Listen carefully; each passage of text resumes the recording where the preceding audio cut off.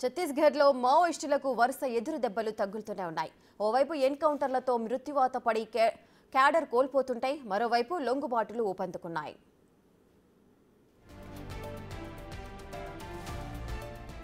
తాజాగా సుక్మా జిల్లాలో 22 మంది మావోయిస్టులు లొంగిపోయారు. వీరిలో 9 మంది మహిళా మావోయిస్టులుండగా దంపతుల జంటలు కూడా ఉన్నాయి.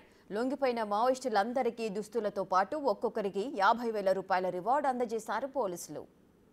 సుక్మా జిల్లాలో మావోయిస్టుల నిర్మూలన ప్రచారం నిరంతరం జరుగుతోందని సుక్మా ఎస్పీ కిరణ్ చవాన్ వెల్లడించారు. లొంగిపోయిన మావోయిస్టులందరూ మ్యాడ్, నువాపాడ్ డివిజన్లలోని వారిగా గుర్తించారు. లొంగిపోయిన ఒక పురుషుడు, ఒక మహిళా నక్సలైట్పై ఒక్కొక్కరికి 8 లక్షల రూపాయల రివార్డు ప్రకటించారు. ఒక పురుషుడు, ఒక మహిళా నక్సలైట్పై ఒక్కొక్కరికి 5 లక్షలు, 2 పురుషులు, 5 మహిళలకు 2 లక్షల రివార్డు, ఒక పురుషుడిపై 50,000 రివార్డు ప్రకటించారు పోలీసులు.